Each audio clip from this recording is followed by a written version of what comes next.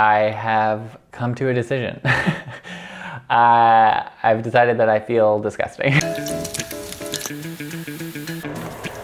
Hi, I'm Scott. I'm a video producer for NYT Cooking, and one of the things that keeps me up at night is the answer to what is the best breakfast food. Specifically, what is the best breakfast food among pancakes, waffles, and French toast? Those three sweet, classic American diner staples. Which one is the best? Which one should you order? Which one should you make? And I know I'm not alone in this. I've asked coworkers, friends, and family, and everybody has their own answer and reasoning, but there's also a lot of caveats of like, this, but if it's really good pancakes, then pancakes, or some version of that. And I feel similarly. Sometimes I feel like I have it locked in, and then I have some life-changing French toast that makes me reevaluate everything I know to be true.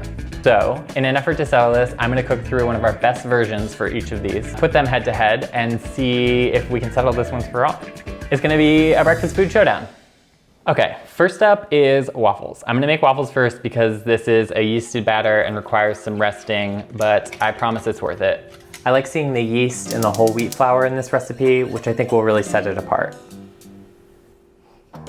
For me, waffles fall somewhere between number 2 and number 3 if we had to go 1, 2, 3. Waffles always just remind me of staying at a hotel and a continental breakfast. And don't get me wrong, I love a hotel waffle, but they've never like wowed me. And then this just hangs out for a couple hours at room temp until it's doubled in size or in the fridge overnight, and we'll start the French toast. So French toast has been all over the place for me on my ranking. Sometimes it's the first, most recently it's been flirting with last place, but good bread is key, and I think the thickness of the bread is wildly important. You want the bread to be thick enough so that you have that textural difference, where you can have that like cooked, more crisp top and bottom, but a custardy inside. So this custardy cream situation is a great way to bring even more flavor to your French toast. This recipe calls for adding a little lemon zest, cardamom, and vanilla, and that's just a way to bring even more flavor to an already like flavorful bread. And this just gets poured over the bread and left to soak for about 30 minutes, flipping halfway through until all that custard sort of soaks up. All right, pancakes. So going into this, I do think pancakes are at the top of my personal list. I just love a pancake for some reason. And while often pancakes can be pretty blah, a good pancake is good. So I am excited to try this recipe. This is the first time I'm trying this recipe. They're cooked in a lot of clarified butter, which deep fries them a little bit, which I'm very excited to see. I think if a pancake can have a crisp outer crust, there is probably nothing better. I love the simplicity of pancakes. They are so quick, so easy to come together, and the only thing for any pancake recipe that you really have to look out for is not to overmix it.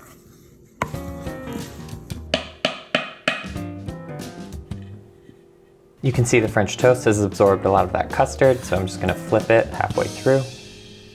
And to check back in on the waffles and finish this up, you can see the yeast has really worked its magic. It's really bubbly, you can hear it.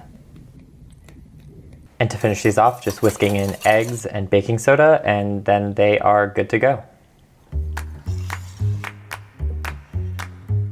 Okay, so definitely the most annoying part about making waffles is that you do need a waffle iron, but I have one because it's kind of worth it. All that clarified butter for these pancakes, they are just gonna fry in that. It smells just incredible.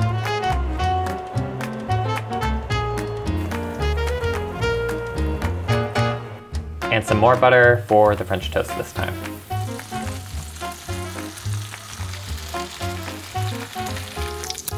Another thing I love about this recipe is that it calls for sprinkling some sugar on this exposed side before flipping, which will just caramelize really, really nicely and add that extra hit of sweet. And now it's time to taste. We're gonna go as quick as we can. French toast. I wouldn't say the outside is crisp, but it is like texturally different than the middle, which has stayed more like custardy. Oh wow. Yeah, thickness of bread, so important. Challah, I'm saying it. This is the best bread for French toast. I think it has to be cut this thick. I really, really like this. Waffle. Waffles are really bringing the most texture to the table. I don't think you really think of crunch when you think of French toast or if you think of pancakes either.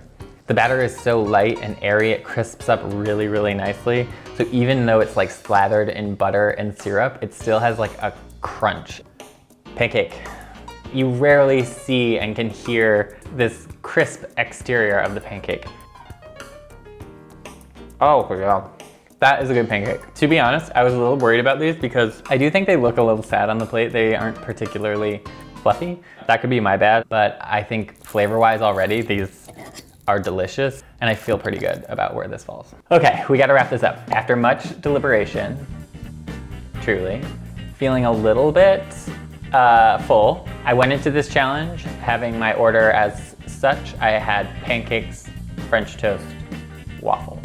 Those waffles are like the best waffles I've ever had. But the thing I'm realizing is that like, I want something softer in the morning. I think that a waffle can be overwhelmingly crunchy. I loved the presence of a crisp exterior on this pancake. I thought it was really, really impressive and great, and I will strive for that in all pancakes moving forward. I do prefer fluffier pancakes, but I think I was just really wowed by the French toast. That is the forever dilemma, right? As soon as you're wowed by one, it can shift up the whole thing. After cooking through all of these, really putting in the work, the new ranking is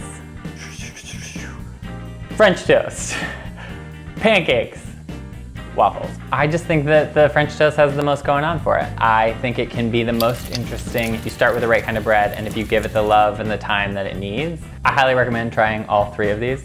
And please let me know in the comments what your ranking is. I'm curious if anyone's changes as frequently as mine does. Until next time.